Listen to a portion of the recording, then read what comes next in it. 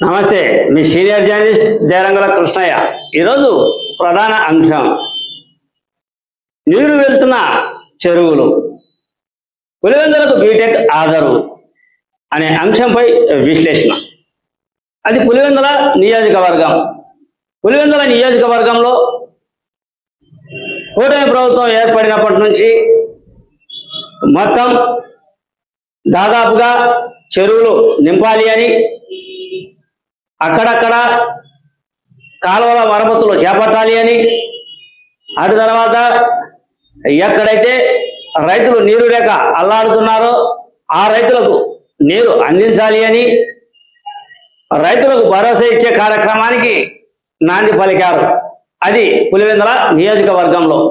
ఆ పులివెందుల నియోజకవర్గంలో ముఖ్యంగా కూటమి ప్రభుత్వం తరఫున తెలుగుదేశం పులివెందుల ఇన్ఛార్జ్ అయినటువంటి బీటెక్ రవి, అతని అనుచరులు, అతని పక్కన ఉన్నటువంటి నాయకులు, అధికార గణం, ఆ తర్వాత పార్టీ పెద్దలు అందరూ కూడా బీటెక్ రవికి పూర్తి సపోర్ట్ చేస్తున్నట్టు ఉంది.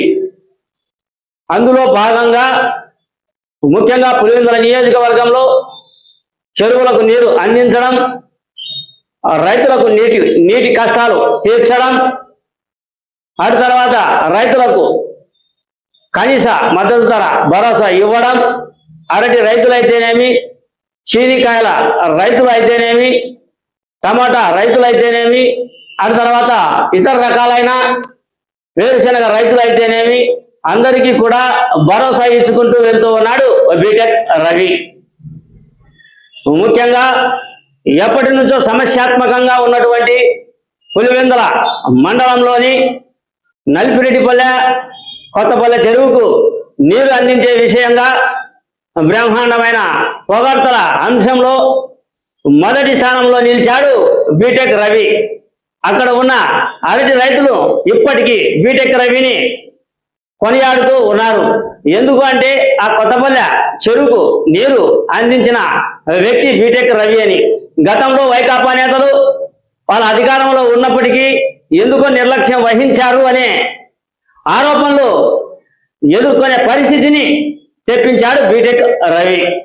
అటు తర్వాత చిత్రావతి నుంచి కావచ్చు, గండికోట నుంచి కావచ్చు, సింహాపురం మండలం, వేముల మండలం, వేంపల్లె మండలం, పులివెందుల మండలం, ఇటు చక్రాయిపేట, ఇటువంటి మండలాలకు అన్నింటికీ కూడా నీటి వసతులను ఏర్పాటు చేసే కార్యక్రమం, రైతులకు నీరు అందించే కార్యక్రమం, ఆ తర్వాత తాగునీరు సాగునీరుపై దృష్టి సారించే కార్యక్రమం నాంది పలికాడు. అక్కడక్కడ బోర్లను కూడా వేయించారు. అక్కడక్కడ నీటి వసతులకు బోర్ల కార్యక్రమం ప్రారంభోత్సవాలను కూడా చేశారు ఈ పులివెందుల తెలుగుదేశం నేతలు. ఇకపోతే ముఖ్యంగా ఈరోజు కూడా చెరువుకు నీరు అందించారు. నందిపల్లెకు కృష్ణా జలాలను అందించే కార్యక్రమానికి నాంది పలికాడు. ప్రారంభోత్సవ కార్యక్రమాన్ని కూడా కొనసాగించారు. ఆ తర్వాత 10 రోజుల్లో పాపాకి నది కూడా కృష్ణా జలాలు అందజేస్తామని బీటెక్ రవి హామీ ఇచ్చాడు. రైతులకు మేము భరోసా అందించడమే మా ప్రణాళిక అని, రైతుల కోసం మేము ఎంతకైనా ముందుకు నడుస్తాము అని బీటెక్ రవి విలేకరుల సమావేశంలో కూడా మాట్లాడినట్లు ఉంది. ప్రస్తుత రాజకీయ స్థితిగతుల ప్రకారం చూస్తే, ప్రస్తుతం రాజకీయ అంచనాల ప్రకారం చూస్తే అధికారులతో సమీక్ష సమావేశాలు కానీ, అటు తర్వాత మండల పెద్దలతో సమీక్ష సమావేశాలు కానీ, రైతులకు భరోసా కల్పించే విషయంలో కానీ సమీక్షా సమావేశాలు కానీ మొత్తం అంతా కూడా బీటెక్ రవి నడిపిస్తూ ఉన్నాడు. అందరినీ కలుపుకొని ముందుకు నడుస్తూ ఉన్నాడు. ఆ ముందుకు నడిచే కార్యక్రమంలో ముఖ్యంగా చెరువులకు నీరు అందించే కార్యక్రమం అయితేనేమి, అటు తర్వాత కాలువల మరమ్మతులు అయితేనేమి, పూడిక తీసే విషయం అయితేనేమి, రైతులకు నీరు అందించే విషయంగా ముందుకు నడుస్తున్నాడు. నిధులను కూడా రాబట్టుకొస్తూ ఉన్నాడు. పెద్దలతో మాట్లాడి, మంత్రులతో మాట్లాడి ఈ కార్యక్రమం వైపు దూసుకు వెళ్తూ ఉన్నాడు బీటెక్ రవి. అయితే ఇక్కడ మనం గమనించాల్సిన అంశం ఏమిటి అంటే, బీటెక్ రవికి ప్రజల ఆదరణ పులివెందుల నియోజకవర్గంలో ప్రజల ఆదరణ తక్కువ. అసలు అసెంబ్లీ ఎన్నికలు వస్తే పులివెందుల నేతలకు పట్టం కట్టే పులివెందుల జనాలు చాలా అరుదు.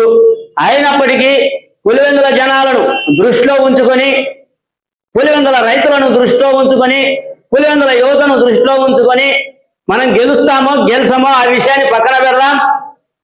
అభివృద్ధి చేయాలి, అభివృద్ధి బాట వైపు వెళ్ళాలి. అప్పుడే పులివెందుల ప్రజానికం మనల్ని నమ్ముతారు. గతంలో దివంగత నేత వైఎస్ రాజశేఖర రెడ్డి ముఖ్యమంత్రి అయ్యాడు. ఆయన కుమారుడు వైఎస్ జగన్మోహన్ రెడ్డి ముఖ్యమంత్రి బాధ్యతలను కూడా చేపట్టాడు. ఇప్పటికీ పులివెందుల నియోజకవర్గంలో చెరువుల కొరత, చెరువుల నీటి కొరత, రైతుల సమస్యలు, రైతుల గిట్టుబాటు ధరలు, ఆ తర్వాత ముఖ్యంగా నీటి వసతుల విషయంలో ఎందుకు వీళ్ళు చేయలేదు అని ప్రశ్నించే గళాన్ని, పులివెందుల గళాన్ని తయారు చేసుకుంటూ ఉన్నట్లు ఉంది బీటెక్ రవి. ఎందుకంటే ఎక్కువగా ప్రజలు రాజకీయాన్ని అందించిన కుటుంబం ఏది అంటే పులివెందుల ప్రజానికం ఎప్పటి నుంచో వైఎస్ కుటుంబం నమ్ముకొని ఓట్లు వేశారు. అంటే ఇంకా సమస్యలు ఏమిటి అనే కోణంలో పయనిస్తున్నట్టుంది బీటెక్ రవి. బీటెక్ రవి గెలుస్తాడో గెలిచడో అది పక్కన పెట్టండి. వచ్చే అసెంబ్లీ ఎన్నికల్లో పులివెందుల జనాలు మటుకు వైఎస్ కుటుంబీకుల మీదనే ఆధారపడ్డారు. కొట్టినా తిట్టినా మాకు మీరే వైఎస్ కుటుంబీకులే దిక్కు అనే కోణంలో పులివెందుల ప్రజానికం ఉన్నారు. కానీ పులివెందుల పట్టణ మున్సిపాలిటీలో సమస్యలు కూడా ఉన్నాయి.